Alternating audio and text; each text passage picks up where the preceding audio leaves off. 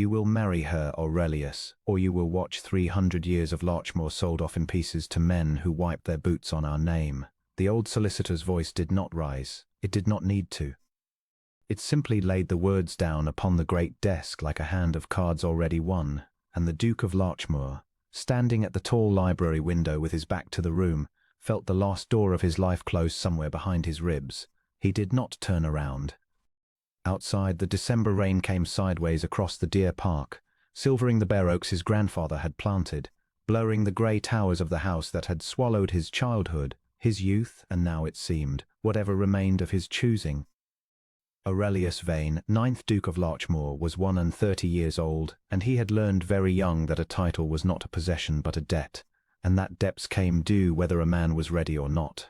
"Say her name again," he said quietly. "Miss Rosalie Ashcroft." A dry rustle of paper.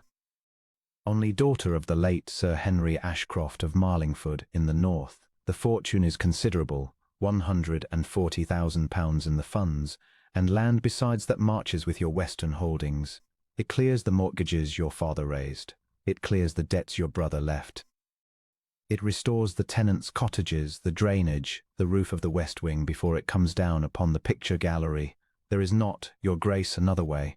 I have looked. God knows I have looked for a 12-month. Aurelius watched a single crow labour against the wind and lose. "And what is she, this Ashcroft heiress, beyond the money?" Mr. Perrott hesitated, and the hesitation told the Duke more than any answer.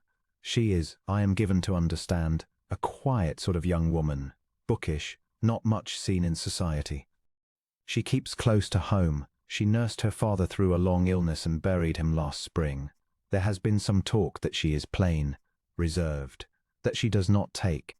2 seasons in York and no offer worth the name."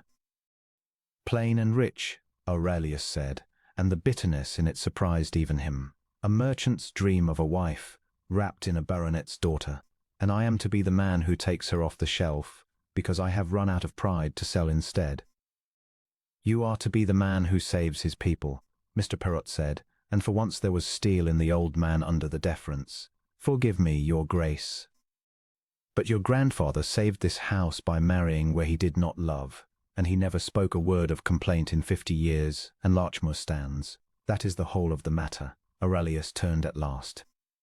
He was a tall man, dark, with the heavy brow and the still dangerous quiet that had earned him, in drawing-rooms he never entered, the name of the cold Duke, the name of a man who did not dance, did not flatter, did not forgive.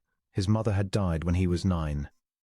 His father had spent the 20 years after in the gaming rooms of 3 capitals, and his elder brother Crispin, the golden one, the one who was meant to inherit, had broken his neck at a fence he had no business jumping, and left Aurelius the title, the ruin, and the crushing arithmetic of it all at 24. He had made himself hard because hardness was cheaper than hope.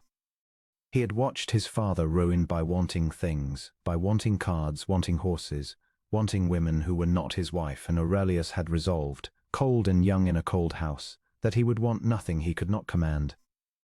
And now here was a marriage arranged by lawyers, a stranger in the north with a plain face and a full purse, and he could not even summon the courtesy to pretend it was anything but a transaction.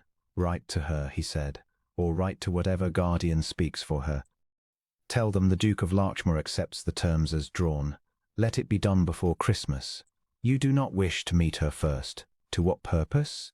Aurelius crossed the room and took up his gloves from the desk, and there was something final and grey in the motion. "She is not marrying me, Perrott. She is marrying Larchmore, and I am not marrying her. I am marrying £140,000 and a roof over the picture gallery. Let us neither of us insult the other by pretending otherwise. She shall have my name, my houses, my protection, and every courtesy owed a duchess. She shall not have He stopped. She shall have what is owed her. No more. I have nothing more to give. He went out into the corridor where the ancestors watched from their black frames and did not look back. He kept his word about not meeting her, and it was not difficult, for she was 200 miles away and made no more effort to reach across the distance than he did. The contracts went by post. The settlements were signed by proxy and by lawyers with cold fingers in cold offices. A date was fixed, the 2nd week of January, at the small grey church of St. Aldhelm's that stood within Larchmore's own park, where every Duke of Larchmore had been christened, married, and buried since the reign of the first Charles. The banns were read. The tenants were told their master was to be wed, and they cheered, poor souls, because a duchess meant a mistress in the house again, and a mistress meant the great chimneys smoking, the almshouse coal delivered, the harvest supper laid. Aurelius let it all move around him as a man lets a river move around a stone. He signed what was put before him. He did not read the 2 letters that came to him in an unfamiliar, upright hand, plain paper, plain seal, addressed to him directly and not through a lawyer, because he told himself there was nothing a stranger could write that would change the arithmetic, and because, if he was honest in the deepest and least admirable chamber of his heart, he was ashamed. He was ashamed of what he was doing. He was buying a woman with her own money and calling it duty. And a man who is ashamed does not open the letters that might make him ashamed of a person rather than a principle. So the 2 letters went into the drawer of his writing table unbroken, and the drawer was shut. His aunt came from Bath to keep the house through the wedding, because a bridegroom could not receive a bride's people alone. Lady Honoria Vane was 70, deaf in one ear, formidable in both, and the only person alive who was not afraid of him. She arrived in a coach loaded with 3 maids, 2 spaniels, and a great deal of unsolicited opinion, and within an hour of her arrival she had cornered him in the yellow saloon. "You have not met her," she said. It was not a question. "No. You have not written to her. The lawyers write. It is what they are for. She has written to you, twice. I know it because the girl's aunt wrote to me, a Mrs. Ledbury, sensible woman, North Country, keeps bees, to ask whether her niece had given some offence, since the Duke had not been moved to answer so much as a line." Lady Honoria fixed him with a pale, unblinking eye. "Have you read them?" Aurelius said nothing, which was answer enough. "Aurelius." She set down her teacup with a small violence. "I buried your mother. I have watched you turn yourself into a stone since you were 9 years old, and I said nothing, because a boy who has been left as often as you have been left has some right to make himself hard to leave. But you are about to promise this girl your whole life before God, in the church where your mother lies, and you have not troubled to read the words she thought worth sending you twice. That is not strength, my boy. That is cowardice wearing strength's coat, and it is beneath you, and it is beneath the name you claim to be so busy saving." The word cowardice hung in the warm, tea-scented air. No one had said it to him before. His tenants thought him hard. His neighbours thought him proud. The men who had feared his brother's debts thought him cold and exact. No one had ever accused the cold Duke of being afraid. "You do not understand," he said at last, low. "If I read them, if I let her become a person to me, then I have to reckon with what I am doing to a person. It is easier to marry a settlement. I am not a good enough man to marry a person and give her nothing on't.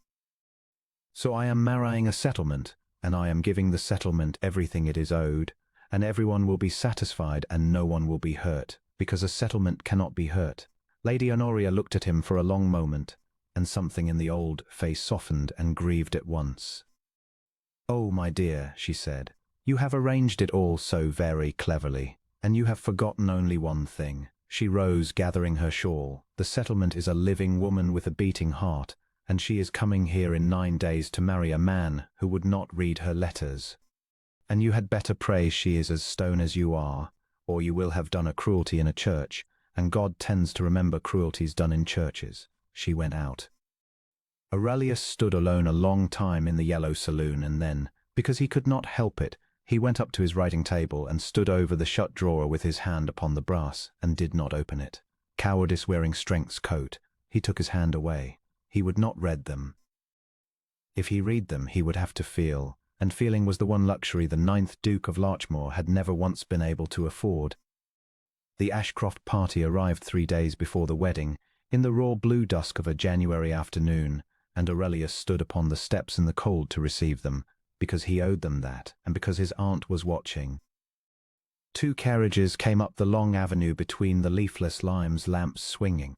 From the first descended a stout, red-cheeked woman in sensible grey, the beekeeping aunt, Mrs. Ledbury, and a lawyer and a lady's maid, and from the second, handed down by a footman into the flare of the torches, came a slight figure muffled to the eyes in a plain dark travelling cloak, hooded against the wind, so that all he saw of his bride in that first meeting was a gloved hand, a straight back, and two grey eyes that lifted to his face for one long, level, unafraid moment before the wind drove her hood lower and hid her again. "Your Grace," she said. Her voice was low and clear and steady, with the faint burr of the north in it, and it did not tremble at all. "I am glad at last to put a face to the name I have been writing to." It was not a reproach. It was worse than a reproach. It was courtesy, offered by someone who had every right to withhold it, and it went into him like a splinter of ice. He bowed over the gloved hand. "Miss Ashcroft, you are welcome to Larchmoor. You must be cold and weary. My aunt will show you to your rooms." And that was all he gave her, on the threshold of the house that was about to become her prison or her home. He did not lift her hood. He did not look for her face. He handed her, quite literally, into his aunt's keeping, and went in out of the cold to dress for a dinner at which he would sit at the head of his own table and fail, 3 days before his wedding, to truly look even once at the woman he was going to marry. Dinner that first evening was a long, glittering, miserable performance, and Aurelius conducted it as he conducted all painful things, with a flawless and impenetrable correctness. The great dining room at Larchmoor could seat 40, there were 7 at table, and the candlelight guttered in the long draughts and threw the vast dark of the room into the shadows, so that they might have been 7 people eating in the ruin of some ancient hall. His aunt sat at the foot. Mrs. Ledbury, the bee-keeping aunt, talked comfortably of the North Road and the state of the inns. The lawyer, Mr. Perrott, and the Ashcroft man of business murmured together of the settlements. And down the long white expanse of the cloth at his right hand, in the place of honour that would soon be her place for the rest of her life, sat Miss Rosalie Ashcroft, and Aurelius, who prided himself on missing nothing, managed for the whole of that dinner to miss her almost entirely. He did it on purpose, and he knew it was a discourtesy, and he did it because he was afraid. His aunt's word had lodged in him like a burr, that if he looked at her fully he would either pity her or wrong her, and he did not wish to do either in front of witnesses. So he spoke to her once about the fires in her rooms, and once about whether she cared for venison, and both times she answered him in that low, level North Country voice, and both times he let his eyes rest for a moment somewhere near her collarbone and no higher. And both times he learned nothing except that she'd not chatter and did not flinch. She had put off the cloak. She wore a plain gown of some dark, unfashionable silk, grey as pewter, with a fichu of old lace at the throat and no jewels, but a small mourning brooch. And her hair, he thought, though the candlelight made it copper at the edges, was dressed simply and without artifice, no ringlets, no ornament. She was, by every measure his world used to measure a woman, exactly what the lawyer had promised, plain, quiet, unremarkable, a shelf-worn heiress 2 seasons past her first bloom. He told himself so. He did not look up to check whether it was true. It was his aunt who first breached the wall, and she did it, Aurelius suspected afterward, entirely on purpose. "Miss Ashcroft," said Lady Honoria in her clear, deaf woman's carrying voice, "my nephew tells me you nursed your father a great while. That is hard duty for a young woman." "I nursed my own father and my brother, and I can tell you it ages the soul faster than it ages the face." There was a small silence, and into it Rosalie Ashcroft set down her fork and answered, and Aurelius, despite himself, listened. "It was 3 years, ma'am," she said. He had a wasting of the chest, and toward the end he could not be left. But I would not have had it otherwise. He taught me everything I know, Latin, and the management of the estate, and the keeping of the books, and how to read a lease and a physician both. When his eyes failed he had me read to him, and I read him the whole of the classics and most of the reports of the agricultural societies besides, so that between us we ran Marlingford from his bedside for 2 years, and it prospered. When he died it was solvent, drained, planted and roofed, every cottage sound, every tenant paid, and no debt upon it anywhere. She said it without pride and without complaint, as a simple accounting. I do not think there is a better use a person can be put to than that. I do not count it lost time. Aurelius looked up. He had not meant to. The words had done it. Every cottage sound, every tenant paid, no debt upon it anywhere, for they were the exact words of the life he had been breaking himself against for 7 years, the exact and impossible arithmetic of a great estate held solvent by one pair of hands. And he found that the plain, quiet woman at his right had, at 24 and alone, and from a sick room, done the thing he had not managed with agents and stewards and the whole weight of a dukedom behind him. He looked at her, and for the first time he truly saw her face, and it was not the face the lawyer had described. It was not a beautiful face, if beauty meant the pink and white prettiness that took a York assembly, but it was a face of extraordinary and settled composure, grave and intelligent, with a wide, clear brow and a firm, soft mouth and those level grey eyes that had met his in the torchlight without a flicker of fear, and when she turned them upon him now, catching him looking, there was in them not triumph and not reproach, but a kind of grave, weary patience. The patience of a woman who has already understood exactly what her marriage is to be and has decided to bear it with grace.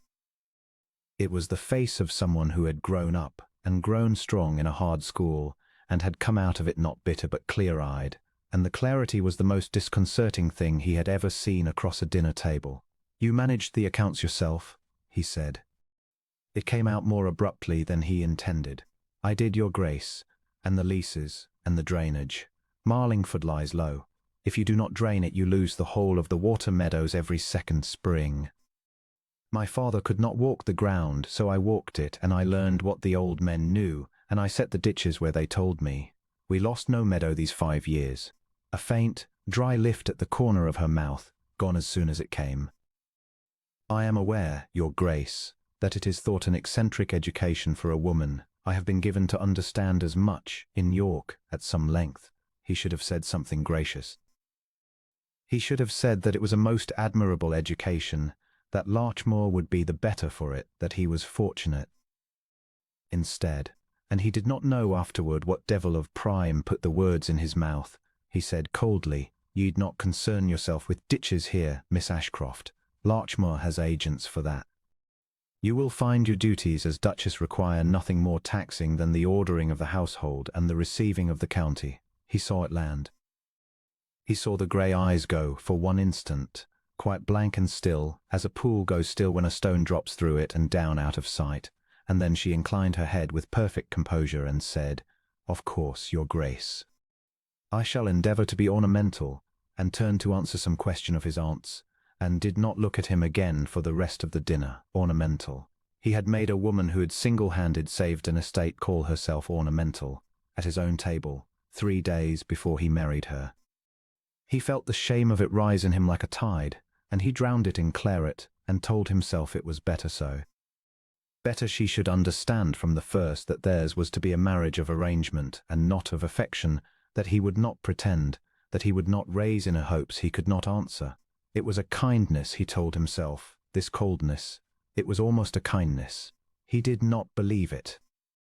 But he had a great deal of practice in not believing the things he told himself and going on to act upon them anyway. Across the 2 days that followed, he learned more of her than he wished to, and all of it against his will, because the house learned her, and the house told on her the way a house always tells on a new mistress. He learned it from his servants, from the changed weather of their faces. He learned that on her first morning she had risen before the maids, as she had done all her life at Marlingford, and had come down to find the great cold kitchens and had frightened the scullery children half to death, and then sat among them by the range and eaten a plate of their own bread and dripping, and asked the cook by name how the coal held out, and whether the almshouse people had their allowance, and whether the roof over the servants' hall truly did let in the snow as she had heard the footman say, and had gone up herself in her plain gown with the steward to look at it, and had come down with a plan for it. He learned this because his cook, a woman of 40 years' iron silence, mentioned Miss Ashcroft to him with a warmth in her voice he had not heard there since his mother died. He learned that she had found the old still room in ruin and the household medicine chest empty, and had sent to the town for what was wanting, and had already dosed 2 housemaids for chilblains, and sat an hour by the bed of the old under-gardener, who had the rheumatism, and read to him. Aurelius did not ask what she read, because the man was frightened and alone, and no one else had thought to sit with him. He learned that she had gone into the picture gallery, under the failing roof, and had stood a long time before the portrait of his mother, the 9th Duchess who was not yet the 9th Duchess. the woman whose place she was to take, and that she had asked the housekeeper quietly what the late Duchess had been like, and had listened and had said nothing, and had gone away with wet eyes. And he learned this last from his aunt, who reported it with a terrible satisfaction over the breakfast chocolate, that Mrs. Ledbury, the beekeeping aunt, having been shown the accounts of the Larchmore charities in a moment of the steward's incaution, had exclaimed over the state of them, and that Miss Ashcroft had quietly asked whether she might see the whole, and that she had spent the better part of an afternoon in the estate office with the ledgers, and had found, gently and without a word of blame to anyone, 4 separate places where the late steward's carelessness had lost the Larchmore tenants' money that was theirs, and had set them right, and had said only, when the present steward stammered his thanks, "It is only arithmetic, and arithmetic is kind if you let it be. I had a great deal of practice." "She has been in this house 3 days," said Lady Honoria, buttering her toast with relish, "and she has warmed the kitchen, physicked the servants, saved the tenants £400, wept at your mother's picture, and made every soul below stairs love her, and you, my dear, have called her ornamental. I have not enjoyed a visit so much in years. Pass the honey. It is Mrs. Ledbury's, and it is very fine." Aurelius did not answer. He was looking out of the breakfast-room window, where, across the frost-white lawn, a slight grey figure walked the terrace alone in the early cold, her breath a small white flag on the air, her head bent, not weeping, he thought, only thinking, and he found that he could not look away from her, and that the not looking away frightened him more than anything had frightened him in years. The wedding morning came up hard and bright and cold, one of those still January days when the whole world is glazed with frost and the sky is a high pale enamel blue, and every sound carries a mile. The bells of St. Aldhelm's began at 9 and did not stop, and the tenants came in their best across the crackling park, and the county came in its carriages, and by 10:30 the little grey church within the Larchmore gates was full to the doors, full of the great and the small, the neighbouring gentry and the labouring poor, all of them come to see the cold Duke of Larchmore married at last, and most of them come, if the truth were told, out of frank curiosity to see the plain northern heiress he had bought to save his roof. Aurelius stood at the chancel step in his dark blue coat, and waited, and did not feel like a bridegroom. He felt like a man at the settling of an account. He had slept badly. He had risen at dawn and gone, as he did in trouble, to the stables, and stood a long while with his forehead against the warm neck of his hunter in the dark, and had not been able to name the thing that troubled him, only that it was large and it was coming and he could not turn it aside. He had dressed. He had been driven to the church. He had spoken to no one. His aunt sat in the front pew in purple and diamonds with an expression of ferocious anticipation. The county filled the nave and murmured. And Aurelius stood and waited to marry a settlement, and told himself for the last time that it was only arithmetic, and that arithmetic could not hurt him. He heard the west door open. He heard the organ change. He did not at first turn. A bridegroom does not turn, and so was the congregation who saw her first, and it was the congregation who told him. It began at the back of the church, near the door, a sound he had never heard in a church in his life, a soft, spreading, involuntary intake of breath, a rush of it, running forward up the nave from pew to pew like wind moving across a field of standing corn, quicker than any man could walk, so that by the time she was 3 steps inside the door the whole church had drawn one astonished breath together. And then the murmurs, low, urgent, disbelieving, a woman's voice near the front, not quite low enough. Good heavens, is that surely that is not the same? And a man's rougher, awed. By God. And the frost-bright light poured in through the plain west window behind her and threw her forward up the aisle in a blaze of it, and every head in the church turned, and turned again to look at her, and then quick and sharp and hungry, to look at him, to see whether he, the man who had bought her sight unseen, the man who had called her ornamental, had known. And Aurelius turned around. He turned around because he could not help it, because the whole church was telling him to, because the gasps had reached into him and taken hold of his shoulders and turned him bodily to the door, and he looked down the long nave at the woman coming toward him through the falling light, and for the space of a full 10 seconds the 9th Duke of Larchmore forgot entirely how to breathe.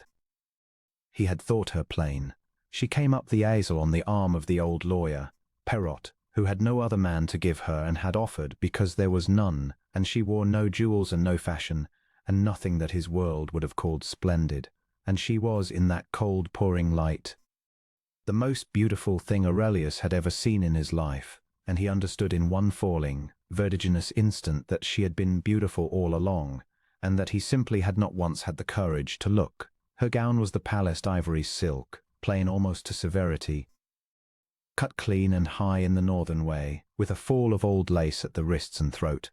Her mother's lace, he would learn, and her mother's, and over it, instead of a veil, a length of the same lace lay light as breath over her uncovered hair, and her hair, which he had thought brown, was in that sunlight a deep living copper brown shot through with fire, dressed simply, a few strands loose about her temples where the frost wind had caught them at the church door.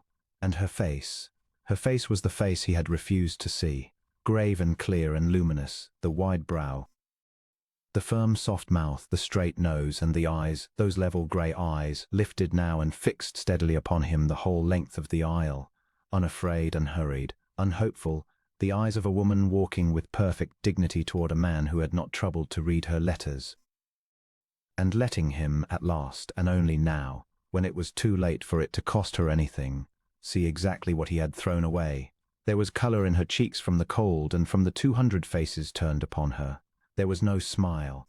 There was in the whole of her bearing, in the straight back and the level head and the unhurried step, a composure so complete and so hard won that it stopped the breath in his throat, because he understood suddenly, with a plunging shame, that she had needed every ounce of it, that she was walking up the aisle of a strange church, on a stranger's arm, to marry a man who had shown her nothing but coldness, before 200 staring county eyes, and she was doing it without a tremor, and the doing of it without a tremor was the bravest thing he had ever watched a human being do. The gasps had not been for a plain woman transformed. He understood that too in the same falling instant. She had not been transformed. There was no artifice in her, no borrowed feathers, no York milliner's magic. She was exactly what she had been at his own table 3 nights before, in the pewter grey silk with the mourning brooch. Exactly the same woman, and the gasps were the sound of 200 people realizing all at once, in the merciless honest light of a winter morning, that the cold Duke's bought bride was no shelf-worn heiress at all, but a beauty of the rarest and quietest kind, the kind that a candle-lit dinner and a plain dark gown and a man's own wilful blindness could hide, but that one shaft of cold clean daylight and one white silk gown could not. The gasps were the sound of the whole county seeing what he had refused to see, and every soul in that church, having seen it, turned to look at him and to watch him see it too. He saw it. God help him, he saw it, and he felt the blood go out of his face and then rush back into it, and he stood at the chancel step of the church where his mother lay buried and his heart lay in ruins, and he could not have spoken a word to save his life. She reached him. Perrot placed her cold, gloved hand in his, the same hand he had bowed over in the torchlight 3 nights past without once lifting his tired face, and stepped back and left them there together before the priest and God and the county. And Rosalie Ashcroft turned her grave grey eyes up to the face of the man she was about to marry and looked at him, only looked at him quietly for one long moment before the service began. And in that moment Aurelius saw, beneath the composure, one thing more, one thing she had not meant to let him see and could not, at that range, hide. He saw that she had hoped. Somewhere under the northern steel and the level eyes and the perfect courage, some small unkilled part of Rosalie Ashcroft had hoped, walking up that aisle, that the man at the end of it might for once look at her as if she were a person and not a settlement. And she saw now, in his stricken face, that he was looking at her at last, and she understood, with a swift grey flicker of pain quickly mastered, that he was looking at her only because 200 strangers had gasped, that he had needed the whole county to tell him to look, that his own eyes had never once been enough. And the small hope went out of her face like a candle pinched between finger and thumb, and the composure closed over it smooth and final, and she faced the priest. Aurelius stood beside her and made his responses in a voice he did not recognize as his own. He heard himself promise, before God, in the church where his mother lay, to love and to cherish this woman until death, and he heard the vast wrongness of it, that he was promising to love where he had not troubled to look, and the words fell out of him like stones down a well. When it came to the ring, he found his hand was not quite steady. He put the old gold band, his grandmother's, worn thin by 3 duchesses before her, upon her finger, and her finger was cold, and she did not tremble, and he did. And when the priest pronounced them man and wife, and the bells above them crashed out over the frozen park, and the county rose in a rustle of silk and a roar of relieved, delighted talk, Aurelius Vane, 9th Duke of Larchmore, turned to his wife of half a minute, his beautiful, dignified, wronged, unafraid wife, and found that he had absolutely nothing to say, because everything he could have said, he should have said in a letter 3 weeks ago and had not read. She saved him.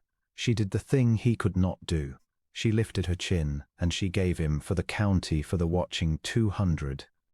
For the tenants and the gentry and his aunt's fierce, approving eyes, a small, grave, gracious, entirely public smile that reached her mouth and did not once reach her eyes, and she laid her cold hand upon his arm, and she said, low, for him alone, in the north country voice that did not tremble, "Smile, your grace. They are all watching. We must not disappoint them." And she turned them both to face the church, and walked him back down the aisle through the light and the ringing and the staring faces, his hand under her hand, her head high, and gave the whole world the picture of a wedding, while he walked beside her, stunned and silent and undone, a man who had just married the one thing he had sworn he would never want, and wanted it now, too late, with a suddenness that felt like falling from a height. The wedding breakfast was laid in the long gallery, under the failing roof and the watching ancestors, and it went on for 3 hours, and Aurelius endured every minute of it in a kind of waking daze, because he could not stop looking at his wife, and he could not think how to speak to her. She was flawless. That was the terrible part. She sat at his side at the head of the great table and received the county with a grace so easy and so warm that within an hour half the neighborhood was in love with her. The very women who had come to sneer at the plain heiress stayed to admire the composed and lovely duchess, and the men, God help them, could not keep their eyes from her, and Aurelius, watching, felt an emotion so new and so violent that it took him some time to recognize it as jealousy. He was jealous. He who had not looked at her in 3 days was jealous now of every squire who bent over her hand. It would have been comic if it had not been so bitter. He tried once to speak to her, truly to speak, not the empty coin of the wedding day. In a lull, with the noise of the room around them, he leaned a little toward her and said, "Lo, Miss Ashe," and stopped, and corrected himself with a shock.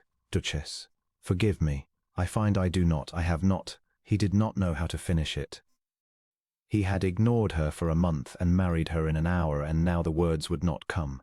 "You did that very well," he said at last, lamely, gesturing at the room, the county, the whole warm humming performance of it. "The county, they are quite taken with you." She turned her grey eyes on him, and they were courteous and closed. "It is not difficult, your grace," she said, "to be taken with a person, if one troubles to look at them. Most people do trouble," and she smiled her public smile and turned to answer the vicar's wife, and left the sentence lying between them like a blade laid flat on the cloth, edged toward him. "Most people do trouble." He picked up his glass and did not drink from it, and understood that he had earned that, every word of it, and that she would not spare him, and that he did not want her to spare him, and that this too was new. That night, their wedding night, he did not go to her. He stood a long time in the corridor between their rooms in the cold, in his shirt sleeves, with a branch of candles in his hand, and he could see the line of gold light under her door, and he heard once, faintly, the turning of a page, and he understood that she was sitting up alone on her wedding night, reading, because she did not know whether her husband would come, and did not expect that he would, and had brought a book. And Aurelius stood in the corridor, and could not make himself lift his hand to the door. Because to go to her now, tonight, when she despised him, when he had done nothing to earn a single hour of her, when the only thing that had changed was that 200 strangers had told him she was beautiful, to go to her now would be the last and worst of all his cruelties. The buying of a woman completed, the settlement collected, he would not do it. Whatever else he was, he would not do that. He went instead to his library, and he lit the fire himself, and he sat down at his writing table, and he opened the shut drawer, and he took out the 2 letters he had refused for a month to read, and he broke the plain seals with hands that were not steady, and at last, at long and shameful last, 3 weeks too late and on the night of his own wedding, the Duke of Larchmore read the words his wife had thought worth sending him twice. The first was short. It was dated in November, and it was written in the upright, unornamented, absolutely legible hand of a woman who had kept accounts all her life. Your Grace, it began. I am told our marriage is arranged and settled, and that I am to come to you in January. I do not write to protest it. I understand my situation and yours, and I am not a romantic, and I know what my fortune buys and what it does not. I write only to say one thing, plainly, because I would rather we began plainly than not at all. I have been told a great deal about you, that you are cold and proud, and that you do not care for the match. Perhaps it is true. But I have also asked, quietly, of people who know your country, what kind of a master you are, and I am told that your tenants do not starve, that you turn no family out in the bad winter 3 years, since though your agents pressed you to, that you paid for the schooling of your gamekeeper's clever son out of your own pocket, and told no one. A man may be cold to the great and warm to the small, and I have found the second worth 10 of the first. I do not ask you to love me. I ask only that we might be, in time, allies, that we might run this great place well together, and be honest with one another, and make of an arrangement something a little better than an arrangement. I think I could be of use to you. I hope you will let me try. R. Ashcroft. Aurelius read it twice. His throat had gone tight. The second letter was longer, and it was dated in the last week of December, after his silence, and it was the letter of a woman who has held out her hand and had it left hanging in the air. Your Grace, it said. I have had no answer to my first, and I confess I did not truly expect one, though I hoped. I will not write again. I would not have you think me importunate, and I have too much respect for my own dignity to go on knocking at a shut door. I write this last only so that, whatever comes, you will not be able to say I did not tell you the truth of myself before you were bound to me, for I think a person deserves that much. So here it is. I am not a great beauty, and I do not sparkle in a room, and I have no accomplishments that show. But I am not nothing, Your Grace, whatever York decided.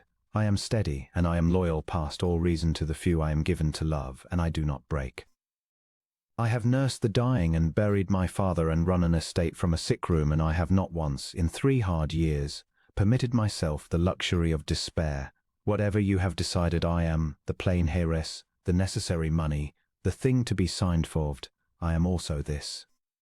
And if you should ever, in the long years we are to spend under one roof, trouble to look past what I am worth to what I am, I think you might not be sorry. I do not say it in hope of your love. I have given up hope of that. I say it because it is true, and because true things are be said aloud once, even into silence. And below that in a smaller hand, as if she had added it and then almost not sent it, a single line, I should have liked to be looked at once before I was born. But we do not always get the small things, and I have learned to do without them, and I shall do without this. Do not trouble yourself. I will make you a good duchess. Aurelius set the letter down upon the desk, very carefully, as a man sets down something that has cut him, and he put his face in his hands in the empty firelit library, and for the first time since he was 9 years old, and they had told him his mother was dead, the cold Duke of Larchmore wept. He wept for what he had done. He wept for the woman sitting up alone with a book in the room down the corridor, doing without the one small thing she had asked for.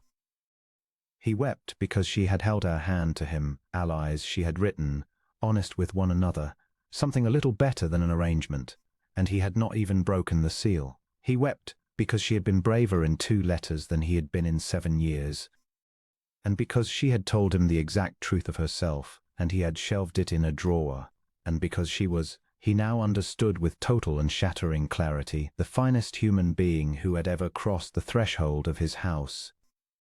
And he had married her by force of arithmetic and given her nothing, and called her ornamental, and let her walk up the aisle alone. When the fire had burned low, he took a fresh sheet of paper, and he trimmed a pen, and he sat for a long time not writing, because everything he tried to write was too little. At last he wrote only this: Madam, I have read your letters. I read them tonight for the first time, and I am ashamed to my very bones that it was the first time. You were right in everything, and I was a coward and a fool, and I have wronged you in every way a man can wrong a woman without laying a hand on her. And I have no defense except one you will not thank me for, that I was afraid to look at you, because I was afraid of wanting what I had no right to and had done nothing to deserve. I look today only because the whole world made me, and I am ashamed of that too. I do not ask you to forgive me, you should not, and it is too soon, and forgiveness bought as cheap as an apology is worth nothing. I ask only this, that you let me begin again from tonight, at the very bottom, with no claim upon you and no rights I've not earned. You wrote that you hoped we might be allies. I do not deserve to be your ally, but I should like, more than I have ever wanted anything, to try to become a man you might one day choose to make one of. I will not come to your door tonight or any night until you open it yourself. Everything I have is already yours by law. My regard you shall have to watch me earn. Aurelius, he read it over. It was still too little. Everything would be too little. But it was true, and true things ought to be said aloud once, even into silence. She had taught him that. In a letter he had left in a drawer, and so he folded it, and he did not seal it, and he crossed the cold corridor in the last of the night and knelt and slid it under her door, where the line of gold light still burned, and he heard on the other side the turning of a page stop. He did not knock. He went back to his own cold room and lay down in his clothes and did not sleep, and somewhere near dawn he heard, very faint, from beyond the wall, the sound of a woman weeping quietly, and he lay and listened to it and did not go to her, because he had told her he would not. And it was the first promise he had made her that he meant with the whole of his heart to keep. She did not answer the letter in words, and Aurelius had not expected her to. But when he came down to the breakfast room the next morning, grey and unslept, he found her already there, at the foot of the long table in her plain morning gown, with the Larchmore estate ledgers open before her, and a pot of chocolate at her elbow and a pen behind her ear, and she looked up at him with the level grey eyes and said, in a voice that was neither warm nor cold, but merely even, "Good morning, your Grace. I have been through the Western rents. Your agent has been letting the Holymead farms at the old figure for 9 years, though the land is drained now and worth half again as much, and I cannot tell whether it is idleness or something worse. Will you ride out with me to look at them? I would rather see the ground than trust the paper." It was not forgiveness.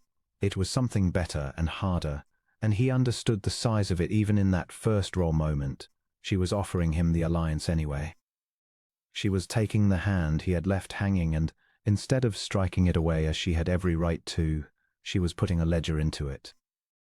She would not give him her heart, not yet, perhaps not ever, and he had forfeited any claim to it. But she would give him a morning's work and a chance, and the enormous, undeserved grace of being treated as a partner by a woman he had treated as a purchase. "I will ride out with you," he said gladly. "Whenever you wish," she said, before the light goes flat, and rose and rang for habit, and that was the beginning of it. They rode out that morning over the frozen Holymead fields, the two of them and a groom well back, and she showed him his own land as he had never seen it, she who had lived there a week, and he who had owned it 7 years. She read the drainage in the set of the ground and the colour of the frost. She named the difference between good tillage and lazy tillage at 40 yards.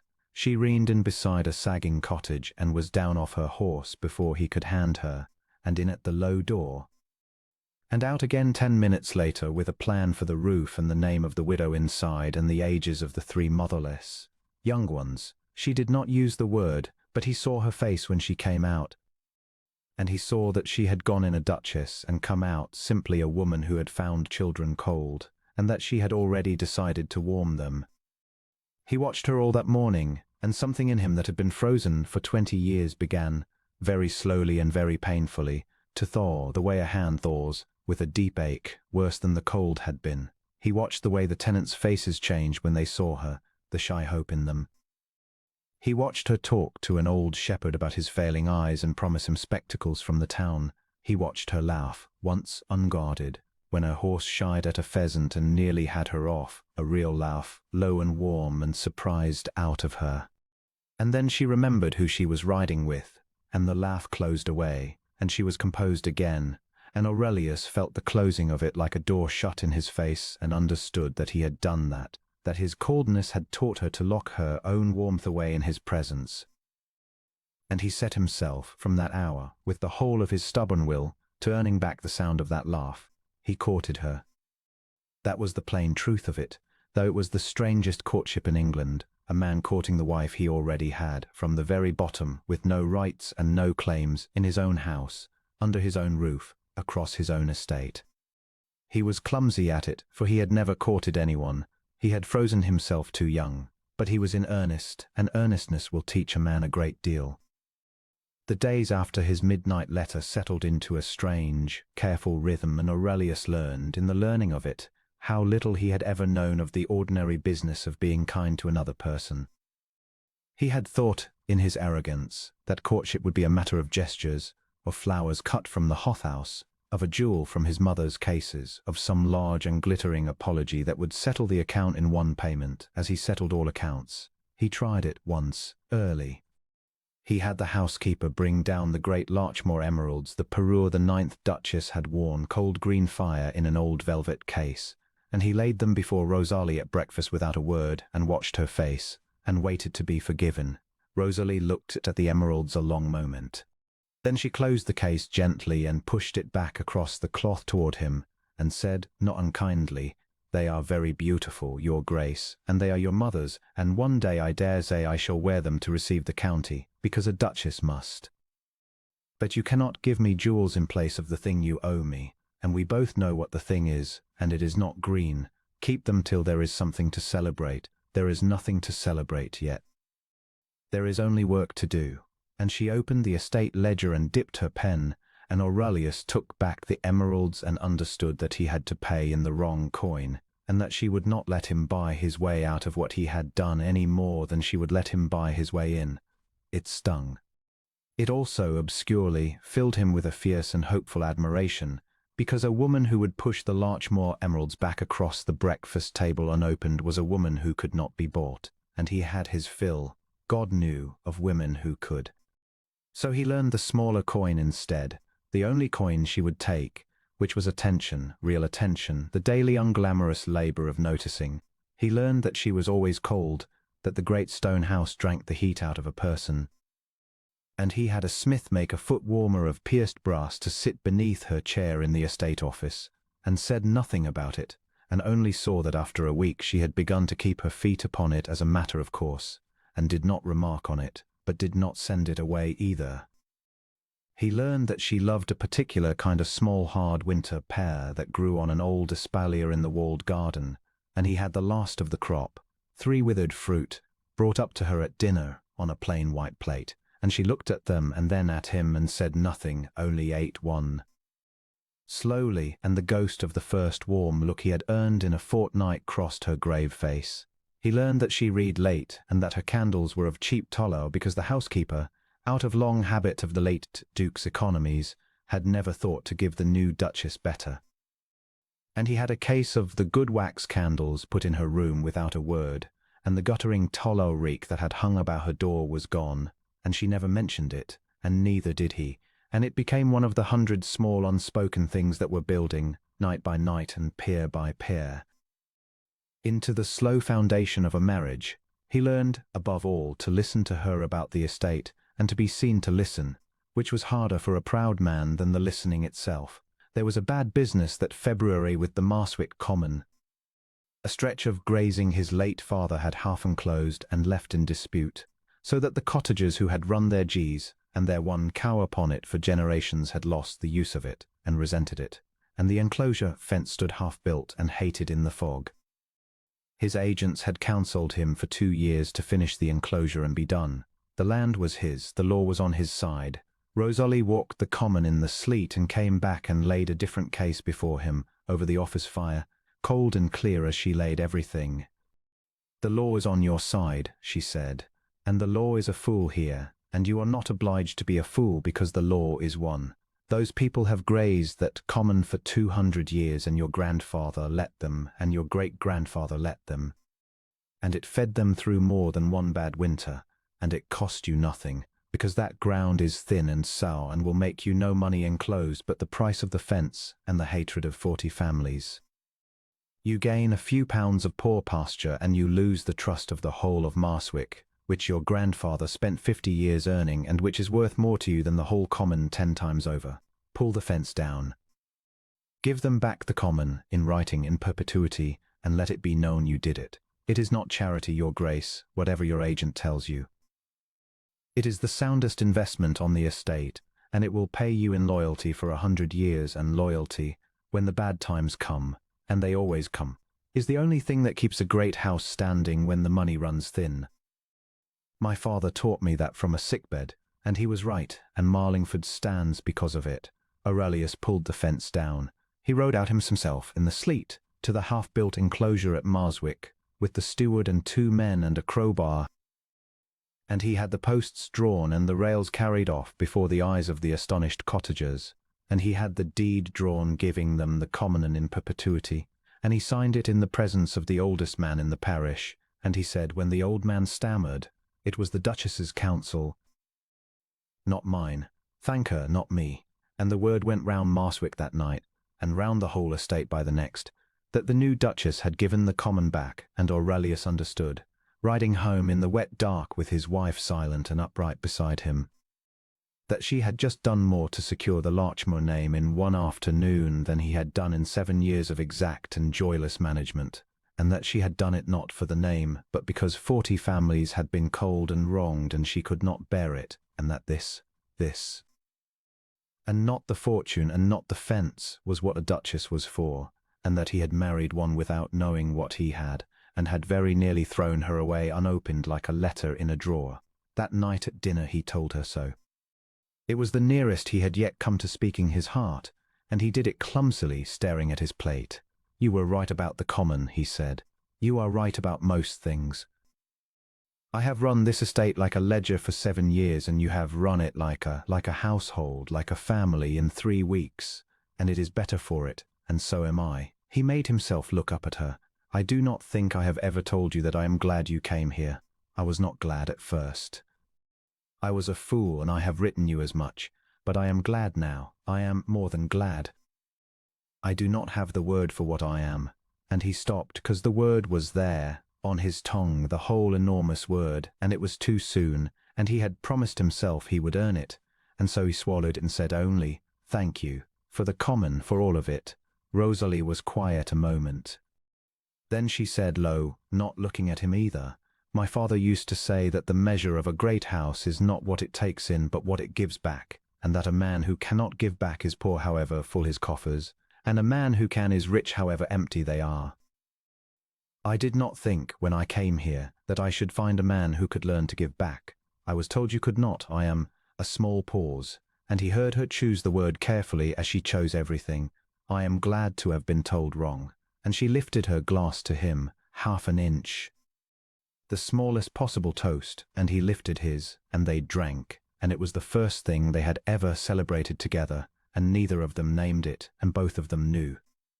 There was a night, near the middle of that long winter, before Vivienne Carwood's scarlet cloak had darkened the door, when the 2 of them came the nearest they had yet come to plain honesty, and it happened, as such things do, by accident and by candlelight, and because of a storm. A great gale came up out of the west and battered Larchmoor through a whole black night, and the ancient house groaned in it like a ship, and somewhere in the small hours a chimney came down in the disused east wing with a roar that brought the whole household from their beds.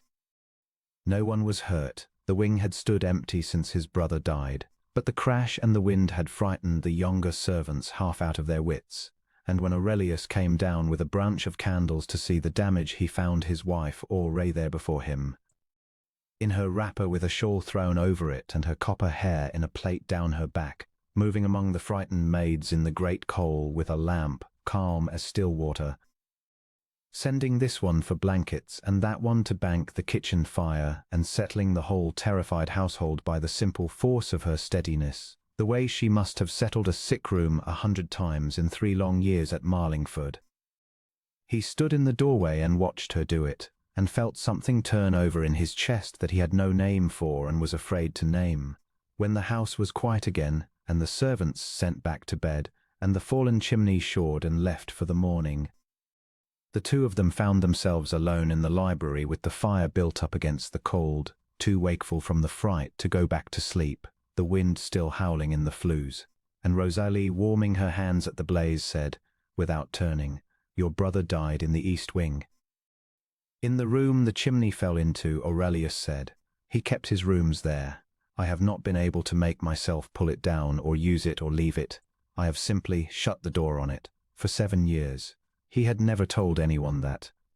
He did not know why he told her now, except that it was 3 in the morning and the wind was screaming, and she had a way of standing quietly that drew the truth out of a man the way a poultice draws a splinter. She was silent a moment. Then she said, "Tell me about him, if you like." "No one will tell me. The servants speak of him in the past and then stop, as if it were forbidden, and I have understood that it is a grief in this house that no one is allowed to touch. But grief that no one is allowed to touch does not heal, your grace. It only grows a hard skin over a wound that goes on bleeding underneath. I nursed my father 3 years. I know a great deal about wounds that will not be looked at." And so, in the roaring dark, for the first time in 7 years, Aurelius talked about Crispin. He talked about the golden brother, the elder, the heir, the one everyone loved, the one their father had loved even in the depths of his ruin. Crispin, who laughed, who rode like a centaur, who could charm a creditor into extending a debt and a woman into forgiving anything, who was going to be the great duke and mend everything and did not, in the end, mend anything, but broke his neck at 24 going at a fence in a race he had wagered on drunk, on a green horse, for no reason but the joy of the risk. He talked about coming into the title at 24 himself, unready, unwanted, the spare who had been raised to expect nothing and educated for the church, and who had woken one grey morning to find himself a duke, with a mountain of debt and a dead brother and a father drinking himself to death upstairs, and no one in the whole wide world to tell him how to bear it. "I made myself hard because there was no one to be soft to," he said at last, into the fire. "My mother was dead. My father was as good as. Crispin was gone. Vivienne," he stopped. He had not meant to say the name. It slipped out with the rest of the wound. "Vivienne threw me over when the money went, and I do not blame her as much as I once did, but it finished the thing the deaths began. I decided I would never want anything I could lose. I would want the estate, because the estate could not leave me. I would want the account to balance, because a balanced account cannot break your heart. And I would want nothing and no one else ever, so that nothing and no one could ever do to me again what they had all, one after another, done. And I have lived that way for 7 years, and I told myself it was strength, and my aunt told me on the day I signed your settlement that it was cowardice wearing strength's coat, and she was right, and I could not hear it. And then you walked up the aisle of that church, and the whole county gasped, and I turned round, and I have not been able to unhear it since." Rosalie did not answer for a long time. When she did, her voice was very low, and not quite steady, and it was the first time all winter he had heard her drop the perfect composure entirely. "I know something of that," she said, "of wanting only what cannot leave you. I loved my father to all reason, and I watched him die by inches for 3 years, and I told myself, near the end, that I would never again love anyone I could lose, that I would love the land instead, and the tenants and the account books, because ditches and ledgers do not die and do not leave. When they told me I was to be married off to a cold duke in the south who did not want me, I thought, well, I thought it was safe. A marriage with no love in it cannot break your heart, I thought. I can run his estate and keep his books and be of use and never once let it matter to me whether he cares, and I shall be safe. That was my bargain with myself, your grace, coming here. Safe." Her hands tightened on the shawl. "I did not reckon on it being difficult to keep." The fire cracked and settled. The wind pulled at the house. Neither of them moved, and neither of them looked at the other, and the sentence hung in the warm dark between them, enormous, unfinished. "I did not reckon on it being difficult to keep," and Aurelius understood, with a slow flooding certainty, exactly what she had almost said and had not, and that she had let him hear it on purpose once, and would not say it again, and that it was the most she could give and the most she dared, and that it was, God help him, everything. He turned to her then. He did not touch her.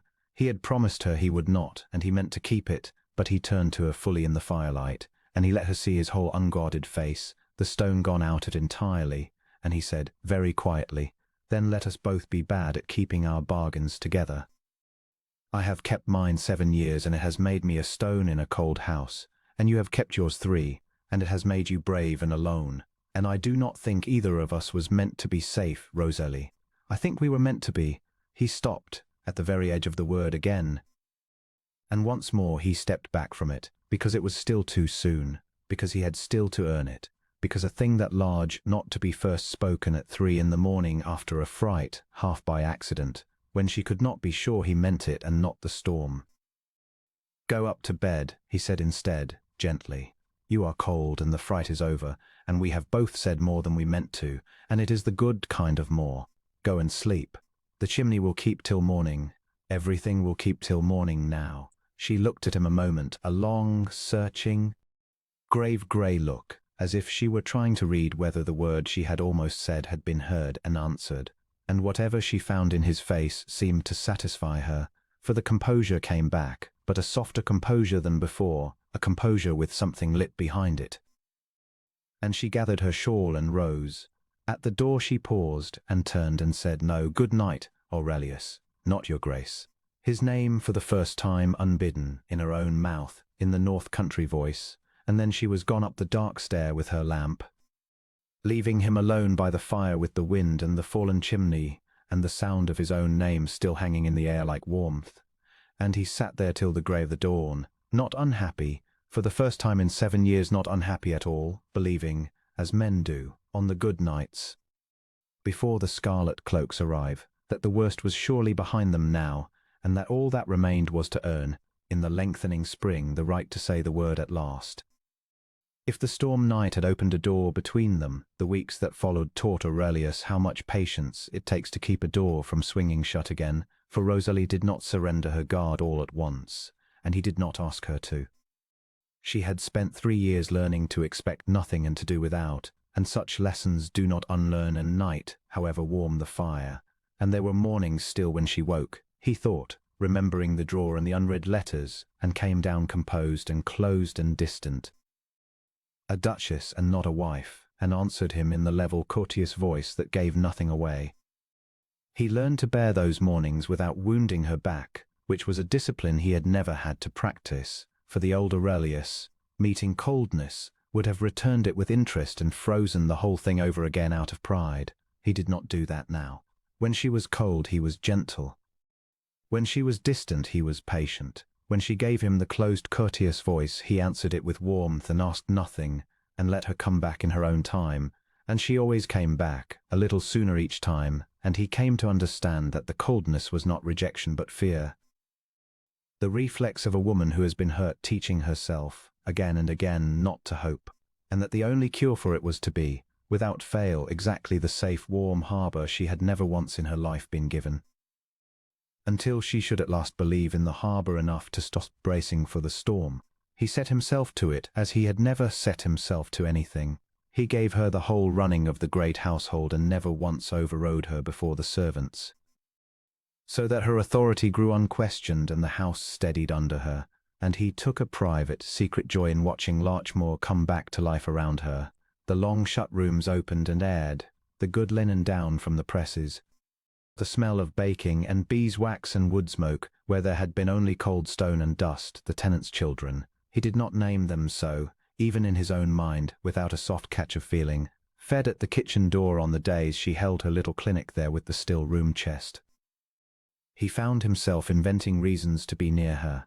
He took to bringing the estate correspondence into whatever room she sat in, on the pretext of wanting her opinion, when the truth was he only wanted to be in a room she was in, to hear the scratch of her pen and the small sounds she made over the ledgers, to look up and find her copper head bent over the accounts in the lamplight, and to feel at the sight of it a contentment so unfamiliar and so total that it frightened him. He did not go to her door. Every night of that long thaw he crossed the corridor and paused and did not knock, and it grew harder every night, for he loved her past all sense now and wanted her with his whole body and heart. But he had promised, and the promise had become, in his mind, the one clean thing in the whole sorry history of their marriage, the one thing he had given her freely. expecting nothing, the one right he had refused to take, though the law and the church and the settlement all put it in his hand. He would not spend that.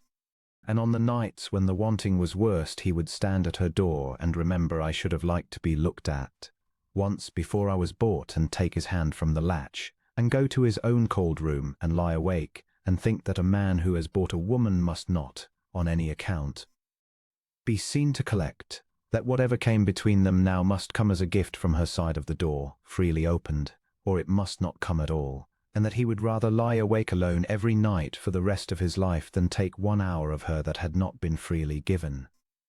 It was an afternoon in the walled garden, when the first snowdrops had come up under the south wall, and the light had that first thin gold of the turning year in it, that he came the nearest yet to speaking. She was cutting the snowdrops in her plain grey gown with a basket on her arm, her breath still a small white flag on the cold air, and she straightened as he came down the path and looked at him with the sun full on her grave clear face. And she was so beautiful standing there among the bare espaliers with the snowdrops in her hand, that the word rose in him past all holding. And he opened his mouth to say it. I love you, Rosalie. I have loved you since the ledger. Marry me again. Choose me. Let me choose you before God properly this time, with my whole heart, and no arithmetic in it anywhere. And she saw it coming, he thought, saw something large gathering in his face. And a flicker of the old fear crossed hers, the bracing for the storm, the not daring. And he saw the flicker, and he loved her too well to force a declaration on a woman who was not yet quite ready to believe it. And so once more, for her sake and not his own, he stepped back from the word. The snowdrops are early this year, he said instead, gently, and took the basket from her arm to carry it, which she let him do.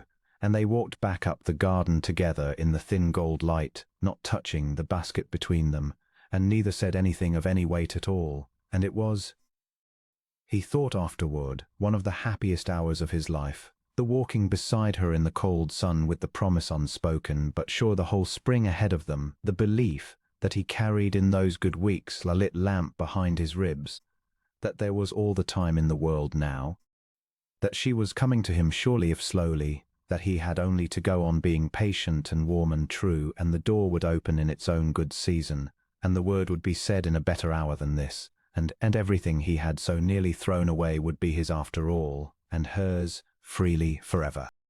He was wrong that there was all the time in the world. He did not yet know it, walking up the garden with the snowdrops in the sun, but a scarlet cloak was already on the north road, and a hired chaise, and 7 years of buried betrayal come back to claim their due.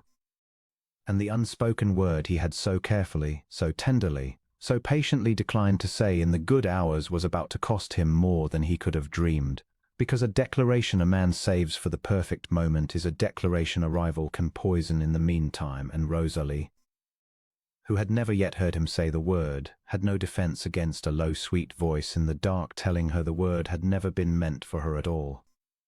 But that was still a fortnight off, and unguessed, and for now there were only the snowdrops and the cold gold light and the basket between them, and the long sweet patient hope of a man learning, almost in time, how to love. There was one more thing that happened in those good weeks, before the scarlet cloak, that Aurelius carried with him ever afterward as the hour in which he understood past all argument exactly what manner of woman he had married, and exactly how far short of her he had fallen. It was the matter of the Holymead widow and her 3 motherless young ones, the cottage Rosalie had gone into on that first frozen ride, the roof she had come out having decided to mend. The widow was a Mrs. Sennett, whose husband had been a Larchmoor shepherd, and had died of a fever the autumn before, leaving her the cottage, a garden of frozen cabbages, and 3 children under 7 and nothing else in the world, and no one at Larchmoor had thought to do anything about it, because there'd been no mistress in the house to think of such things, and a man's agents do not count the widows of dead shepherds among the assets of an estate. Rosalie counted them. She had the roof mended in the first week, and the cottage dry, and then she went further, quietly, without troubling the Duke. In the way she did all such things, she found that the eldest of the 3, a solemn dark-eyed girl of 6 who reminded Aurelius, when at last he saw her, painfully of nothing he could name, had a quick clever mind and had been teaching herself her letters from the flyleaf of the family Bible, the only book in the house, and Rosalie began to have the child up to Larkmoor twice a week to sit in the great warm, still room while the Duchess made her salves and her cordials, and to be taught reading and figures and the names of the herbs and how the salves were made, so that the solemn dark-eyed girl who had had nothing should have, at least, the one thing that could not be taken from a person once it was given, which was what she knew. Aurelius found them there one bitter afternoon by accident, coming to the still room in search of his wife on some errand of the estate, and he stopped in the doorway unseen and watched. Rosalie sat at the long scrubbed table with the winter light on her copper head, grinding something in a mortar, and beside her on a high stool sat the little Senate girl, swinging her feet, laboriously copying letters onto a slate with her tongue between her teeth, and the two of them were talking, not the talk of a great lady condescending to a poor child, but the plain, comfortable talk of two people at work together, the woman naming the herbs, the child asking why, the woman answering as though the question were the most reasonable in the world, both of them wholly absorbed, the fire crackling, the room warm and green-smelling and utterly at peace. And Aurelius stood in the doorway and watched his wife teach a dead shepherd's daughter her letters in the winter light, and felt his heart turn over so hard in his chest that it was almost pain, and understood that he was looking at the thing he had refused for a month. To open a letter to discover the plain great goodness of her, the goodness that asked no witness and sought no credit, and would have gone on exactly the same whether he watched or not, the goodness that had been there all along, in the pewter silk at his own table. While he stared at her collarbone and called her ornamental, the child saw him first and went still and shy. Rosalie looked up, and for a moment the old god came into her face, and then something in his own face must have shown her what he was feeling, for the god softened, and she said simply, "Your Grace, this is Anne Sennet, who is going to be cleverer than either of us before she is done. Anne, make your curtsy to the Duke. He is not half so terrible as the village says."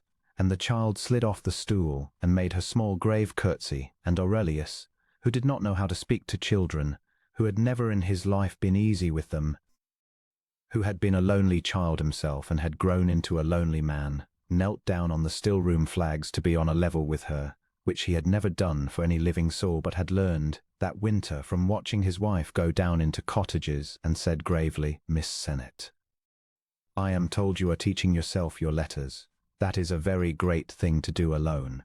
When I was a boy I had 3 tutors and a schoolroom, and I did not learn half so willingly. If the Duchess will permit it, I should like you to have some books of your own, that need not go back on any shelf. Whatever books you like, for a scholar must have books, and a Larkmoor scholar most of all." And the child looked at him with her solemn dark eyes, and then slowly gave him a smile of such sudden radiant trust that it undid him, and he had to look away. When the child had been sent home in the cart with a basket and the promise of the books, Rosalie stood in the emptied still room and looked at him a long moment, and there was something new and unguarded in the grey eyes. "That was kindly done," she said. "The kneeling, and the books. You did not do it to be seen. You did not know I would think well of you for it. You thought only of the child. That is—" She stopped, and he saw her decide to say it. "That is the man in the letter I was told did not exist. The one your gamekeeper's son was schooled by. I did not quite believe in him. I begin to. He did not exist," Aurelius said. "Lo, you made him. Whatever there is in me now that is worth anything, you made it, this winter, by being what you are in front of me until I was ashamed enough to try to match it. I had frozen the whole of that solid 7 years ago. I thought he was dead. You have been thawing him out by inches since the morning you put a ledger in my hand, and it hurts like the devil, and I would not have it stop for the world." It was as near as he had yet come to the whole truth. And he saw her hear it, and he saw the colour rise in her clear face, and for one long suspended moment in the green-smelling warmth of the still room he thought that the hour had come, that he would say the word at last, that she would let him, and then a maid came in with an armful of linen. And the moment broke, and Rosalie turned away to the shelves, and the word went unsaid once more. That night his aunt cornered him. Lady Honoria had stayed on past the wedding, ostensibly for the winter. In truth, because she was enjoying herself enormously, and had no intention of missing whatever was going to happen, and she had watched the whole business of the winter with the shrewd, unsentimental eye of a woman who had buried 2 husbands and a great many illusions. And she waylaid her nephew in the library after Rosalie had gone up, and poured herself a glass of his good port without asking, and said, "You are in love with your wife." "Yes," said Aurelius. He had never said it aloud. It came out of him quite simply, and the saying of it was a relief so great it was almost physical. Does she know? No. He turned his own glass in his fingers. "I have not told her. Great heaven, why not?" Lady Honoria set down the port. "The girl thinks she is a purchased convenience, Aurelius. She goes about this house being magnificent and expecting nothing, because you spent the first month teaching her to expect nothing, and now you sit there mooning like a boy and you have not told her. What in the world are you waiting for?" "To be sure," said Aurelius, "to be worthy of it, to have earned the right to say it, so that when I do say it, it does not sound like the settlement collecting what it paid for. She wrote to me, before we married, that she had given up hope of my love. If I go to her now, too soon, with the words, she will not believe them. She will think it convenience or duty, or a husband's appetite dressed up as a heart, and she will be gracious about it and give me nothing real, because she has learned to protect herself, and she protects herself very well. I want it to be true when she takes it. I want to have proved it long enough that she cannot doubt it, so I am waiting. Until the spring, I thought. Until she is sure." Lady Honoria was quiet a moment, and when she spoke again the tartness had gone out of her voice and left something graver. "That is very fine reasoning, my boy," she said, "and it is the reasoning of a man who has been badly hurt and is protecting himself as carefully as she is, and dressing it up as tenderness. Let me tell you a thing I have learned in 70 years. The perfect moment to say the truth to a person is a lie we tell ourselves to put off the risk of saying it. There is no perfect moment. There is only the moment you have, and the courage to spend it. You waited a month to read her letters because you were waiting to be brave enough. And it cost you her whole good opinion at the very start. And now you are waiting a season to speak your heart because you are waiting to be sure enough. And I tell you plainly, Aurelius, you had far better speak it clumsily and too soon and let her doubt it and prove it afterward, than wait for the flawless hour, because the flawless hour does not come, and the world does not hold still while you wait for it, and there is always, always some scarlet cloak disaster on the road that you have not reckoned on. Speak night, tomorrow. Do not save it." Things saved go bad. Aurelius heard her. Some cold, prescient part of him even believed her. But he was a careful man, and a proud one, and a man who had frozen himself young does not thaw all at once, even under the best of suns, and the caution won as it had won all his life. And he said, "In the spring, aunt, when the good mornings have held long enough. I have waited 7 years to want anything again. I can wait one more season to be sure of it." And Lady Honoria looked at him with something very like pity, and finished her port, and said only, "I hope the spring is not too late, my dear." I have seen springs be too late, and went up to bed and left him alone by the fire with his careful reasoning and his unspoken word and his belief, which he still held, in those last good nights, that there was all the time in the world. He would remember that conversation afterward in the black fortnight of the scarlet cloak with a bitterness beyond expressing. He would remember his aunt saying things save bad, and the flawless hour does not come, and there is always some scarlet cloak disaster on the road. And he would understand, too late to spare either of them the worst of it, that she had been exactly right, that the word he had so carefully, so tenderly, so wisely declined to say in the safe good hours of the winter was the one shield that would have turned Vivienne Carwood's poison harmlessly aside, and that by saving it for a perfect moment that never came. He had left his wife standing defenseless in the dark corridor with a woman's low voice coming through a door, and nothing at all in her heart to set against it, because the one true thing that would have armored her he had kept locked up, like a letter in a drawer, waiting to be sure. He did not go to her door, through all those lengthening weeks. He had said he would not, and he did not, though it cost him more with every passing night, for he had fallen, he knew it now, and did not fight it, wholly and finally in love with his own wife, with a completeness that frightened him, and he wanted her with a wanting that had nothing to do with settlements, everything to do with the woman herself. But he had promised, and he had begun to think that perhaps, in the spring, if the good mornings held, He might ask her, humbly as a man with no rights asks, whether she might one day open the door herself. And then the past came for him, as the past always does, and it came wearing the face of a beautiful woman in a scarlet travelling cloak, and it very nearly undid everything.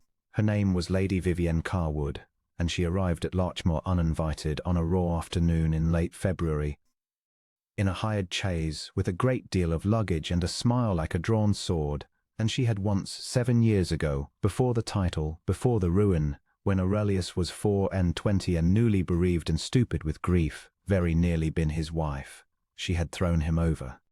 That was the wound Aurelius had carried unspoken all these years, the private reason beneath the public arithmetic for the ice he had packed around his heart. When his brother died, and the dukedom came to Aurelius weighted with debt, Vivienne Carwood, to whom he had been all but promised, whom he had loved with the whole green ardour of a young man, had looked at the ruin the title carried, and had done her sums, and had mad a rich and elderly baron in the next county, and had told Aurelius, prettily, over a farewell cup of tea, that she was very sorry, but that she could not be expected to live in a house with the roof coming down and be poor. He had never forgiven it. He had built the cold duke out of the rubble of that betrayal, brick by brick, and had sworn he would never again be fool enough to want a woman who could weigh his heart on the same scale as his rent roll. And now the old baron was 3 months dead, and Lady Vivienne was a rich young widow, and she had read of the Duke of Larchmore's marriage of arrangement to a plain northern heiress, and she had drawn her own conclusions, a marriage of convenience, a cold match, a lonely proud man tied to a dull mouse for her money, and she had come in her scarlet cloak to see whether the door she had shut 7 years ago might not be worth opening again now that the roof was mended. She swept into the yellow saloon where the Duke and Duchess of Larchmore sat over the estate books, and she looked at Aurelius with 7 years of practised regret in her lovely face. And she looked at Rosalie, one swift, dismissive, cataloguing glance, plain gown, no jewels, ink on her finger, and she smiled her sword-blade smile and said, "Aurelius, my dear, how long it has been! I was so very sorry to hear you had been obliged to marry." She let the word obliged hang in the warm air like a blade. "But then we all do what we must, do we not? And I am a widow now and quite alone, and I found I could not pass so near to Larchmore without coming to see whether you were, well, whether you were happy." Her eyes said everything her words did not. They said, "I have come back. I know this is not a real marriage. I know you married a purse.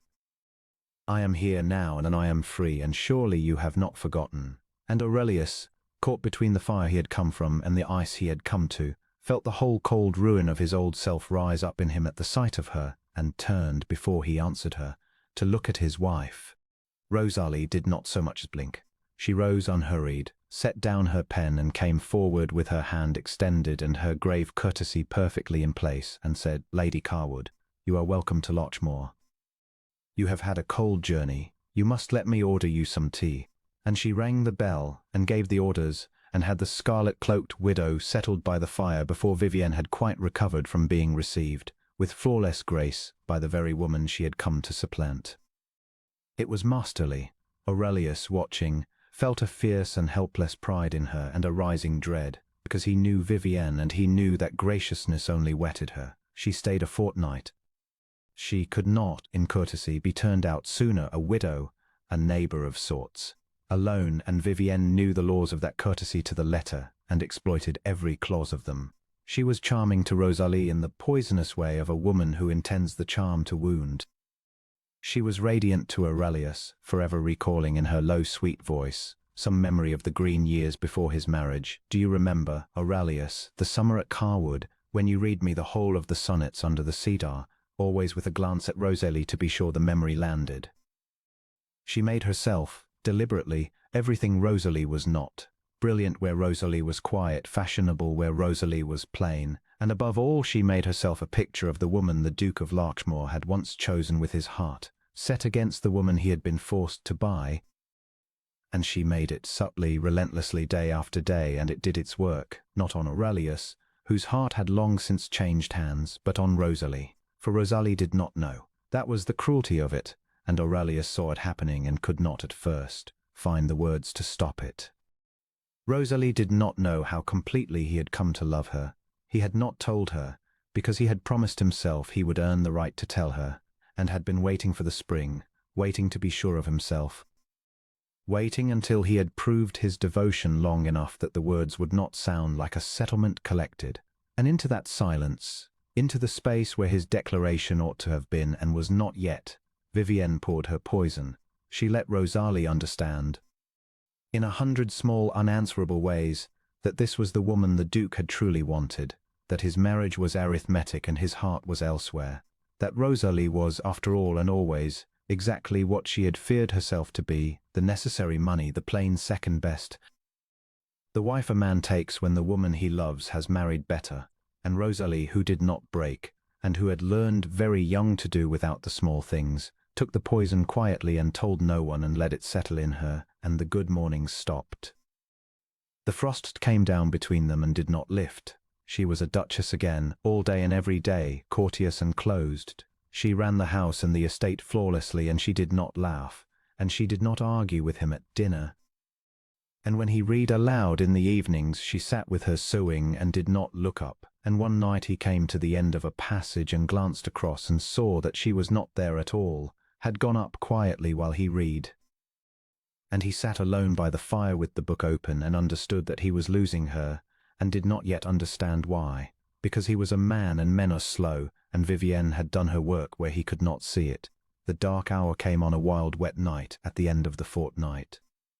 Vivienne, who had begun to understand that her charm was not reaching Aurelius as she had planned, for he was courteous to her and no more, and his eyes, when they were unguarded, went always to his quiet wife, resolved upon a bolder stroke. Late, when the house was abed, she came down to the library where Aurelius sat alone, and she came in her wrapper with her hair loose about her shoulders, and she shut the door, and she crossed to where he stood by the fire and put her hand upon his chest and lifted her lovely face and said low, "Aurelius, enough of this.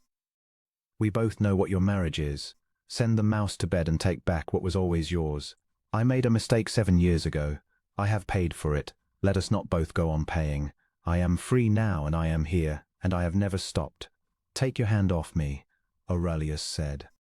He said it quietly, and there was such cold finality in it that Vivienne stepped back as if he had struck her. 7 years ago, he said, you weighed my heart on the same scale as my rent roll, and you found it wanting, and you married a richer man, and you told me to my face you could not be expect to be poor.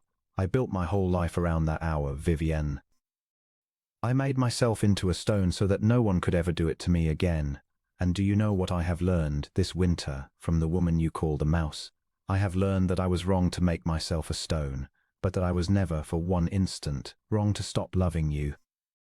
You taught me exactly what love is not, and his voice caught, and he mastered it. She has taught me without meaning to, without so much as asking for it, exactly what love is. I do not want what was yours. I never want to see Carwood or the Cedar or the Sonnets again. I want my wife. You will leave this house tomorrow at first light, and you will not come back, and if you speak one word against her in this county, I will make it my particular business to see that no door in the north is open to you again. Now go up to bed. And Vivienne, he looked at her without any anger at all now, only a great weariness. I am sorry the Baron is dead, and I am sorry you are alone, and I hope you find someone who will love you better than either of us managed. But it will not be me, and it was never going to be me, and I think in your heart you always knew you had cut the branch you sat on. Good night. She was gone by the grey of the next dawn, scarlet cloak and hired chaise and all, without her breakfast. And the house was lighter for the loss of her, but the damage was done, and it did not go with her, because the poison she had left behind had a fortnight's root in Rosalie's heart, and Rosalie did not know a word of what had passed in the library that night. What Rosalie knew was this: that late in the night she had come down herself, unable to sleep, to fetch a book, and had come to the library door and heard, through it, a woman's low voice saying, "Take back what was always yours, and I have never stopped," and had stood frozen in the dark corridor with her candle guttering, and had not stayed to hear the answer, had turned and gone back up the stairs with the whole cold weight of every fear she had ever carried settling onto her at once, and had sat up the rest of the night in her cold room, dry-eyed, doing the sum. The marriage was arithmetic. The heart was elsewhere. She had known it all along. She had written it to him in a letter he had left in a drawer. She had told herself she had given up hope, and she had lied, because she had not given it up at all. She had let it grow back all winter in secret against her own better judgment. She had let herself begin to hope that the man who read to her by the fire had come, against all the odds, to care, and now here was the proof in the dark, in a woman's voice through a door, that she had been a fool twice over.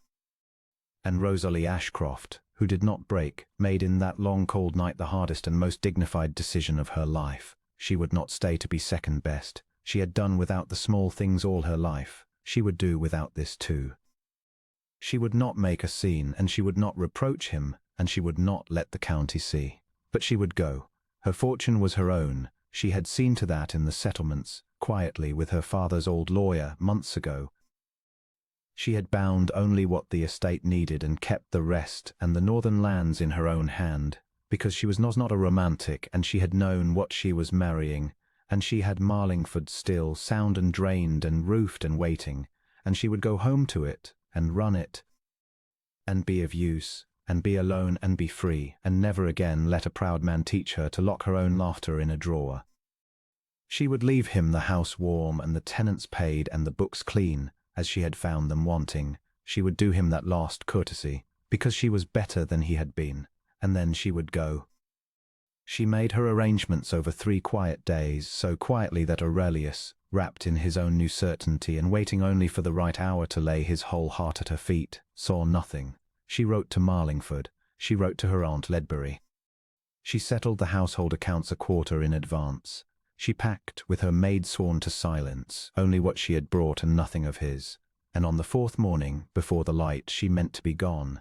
But on the 3rd night, Aurelius, who had at last resolved that he could wait no longer, that the frost between them had gone on too long, and that he must speak or lose his mind, went up the great stair in the dark to do the thing he had promised himself he would do only when he was sure, and was sure now, to knock at last upon his wife's door and tell her the whole truth. And as he came along the corridor he saw her door standing open, and the candlelight within, and the packed trunks, corded and labelled, standing ready by the wall, labelled, in her upright accountant's hand, for Marlingford. And Rosalie herself standing among them in her travelling dress in the small hours of the night, cloaked and gloved and ready, her grave grey eyes lifting to meet his in the doorway with a composure so complete and so final that it stopped his heart in his chest. "Your Grace," she said quite steadily, "I had hoped to be gone before you woke. It is better so. Please do not make it hard." For a moment Aurelius could not speak at all. The corded trunks, the travelling cloak, the word Marlingford in her own hand on the labels, the terrible finished composure of her, it all struck him at once, and the old cold instinct rose in him to bow, to be correct, to let her go with dignity and never show what it cost. He very nearly did it. He stood in the doorway, one breath away from the safest thing, which was to say "I understand," and stand aside, and let her walk out of his life exactly as gracefully as she had walked up the aisle into it, and to freeze the wound over and be the cold duke again forever. And then he thought of the drawer.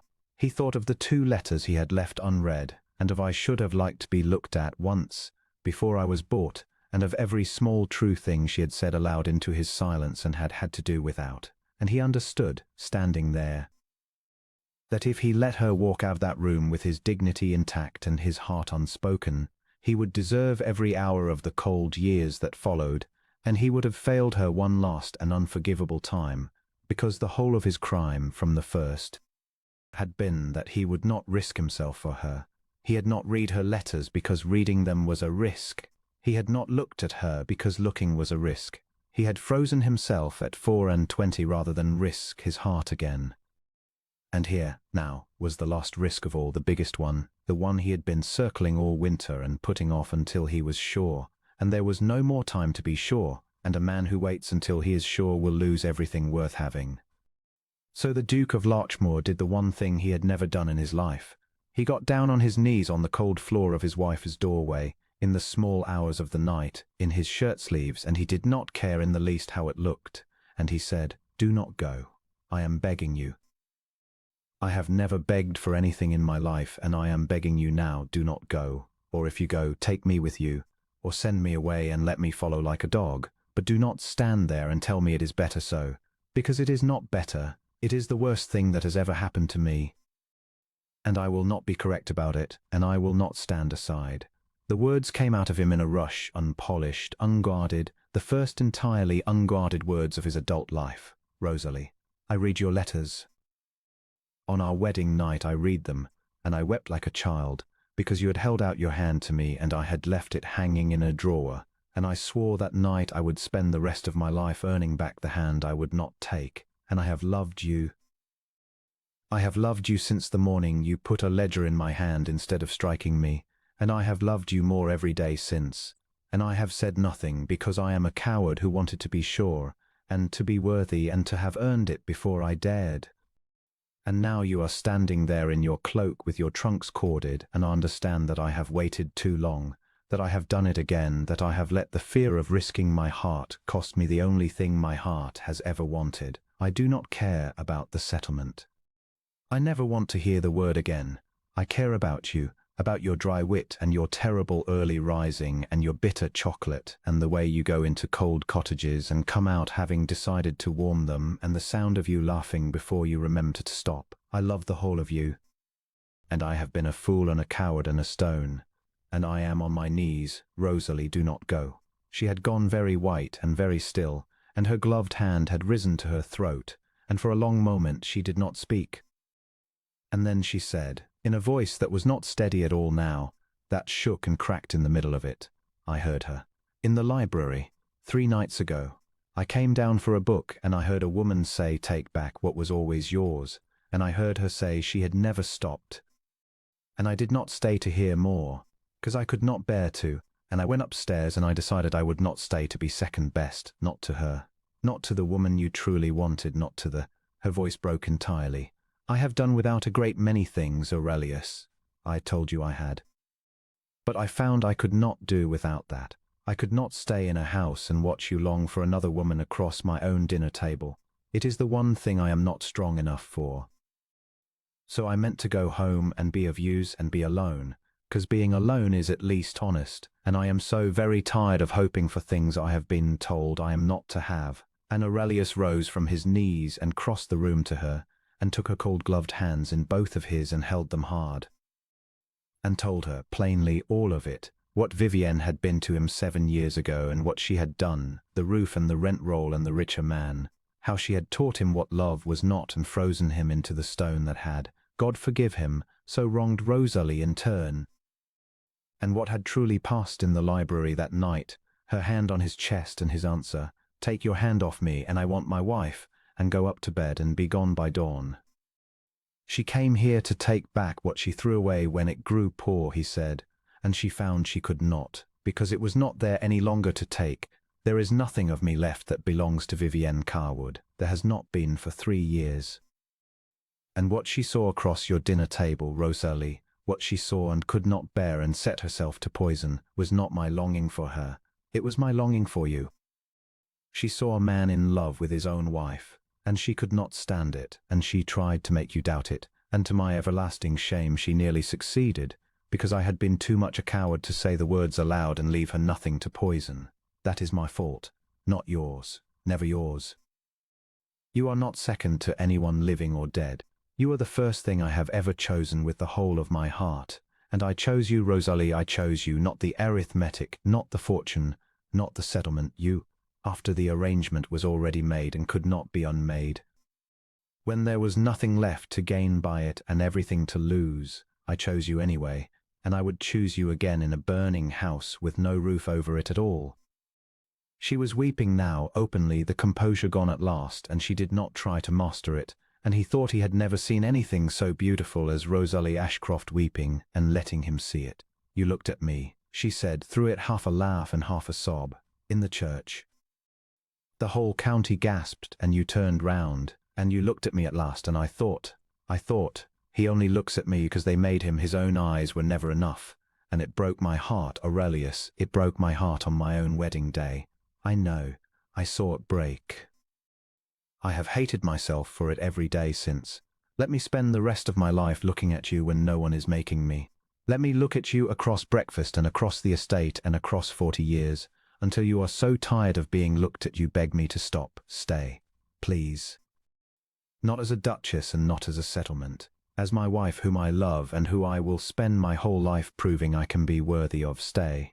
And Rosalie Ashcroft, Duchess of Larchmore, who did not break and did not hope and had learned to do without the small things, looked up into the face of the man on his knees before her, and found in it, at last, the one small thing she had asked for in a letter into silence and given up ever having. She found herself looked at, wholly and without flinching, by a man who was not being made to look, who would have crawled to look, who saw her, all of her, the wit and the steel and the copper hair and the ink on her finger and the tired brave heart, and wanted the whole of it.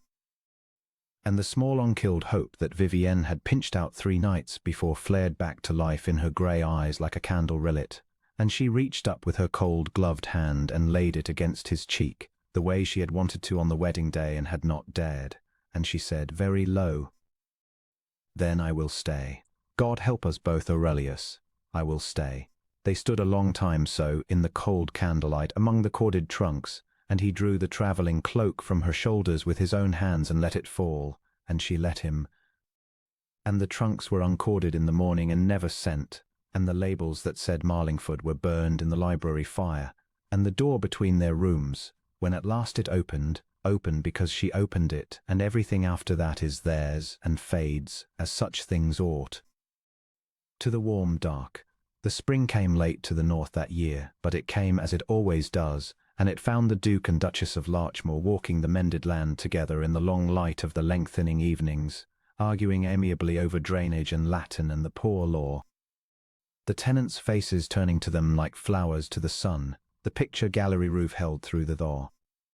The old under-gardener got his spectacles and the shepherd his, and the widow at Hollowmead got her new roof, and when the warm weather came, work in the still room and her cold young ones fed, and the county, which had come to a wedding to sneer at a plain heiress, came now to Larchmore's revived harvest supper and its reopened ball, and found there the warmest house and the happiest master in 3 counties, and told each other over their wine that they had known all along the cold Duke had chosen well, though none of them had known any such thing. And the Duke and Duchess let them say it, and only smiled at one another down the length of the table. Lady Honoria came every Christmas thereafter from Bath, with her spaniels and her opinions, and took a fierce old woman's credit for the whole thing, and was not entirely wrong. Mrs. Ledbury sent honey, and eventually came to keep her bees within the Larchmore gardens, where they did wonderfully, and every anniversary of that cold bright wedding day, when the frost lay on the park and the bells of St. Aldhelm's rang, Aurelius took his wife's arm and walked her down the little grey church herself, the 2 of them alone, to stand a moment at the chancel step where the whole county had once gasped, and then the pouring winter light, he would turn and look at her, freely, with no one making him. His own eyes more than enough now and forever, and she would look back at him, unafraid and wholly seen and wholly loved, and he would say what he said every year, low, for her alone, "There you are, there you have been all along. God forgive me that it took me so long to look," and she would lift her chin, and the fire would come into the grey eyes, and she would answer, every year, in the North Country voice that no longer had any need to hide its warmth from him, "You are looking now. That is all I ever wanted. See that you keep it up." And he did all the long years of their lives, and never once, from that day to the last, let his eyes leave her when it mattered. The overlooked woman, the bought bride, the plain heiress the whole county had gasped to see, cherished at last and forever by the man who had learned, almost too late and then wholly and for good, how to look.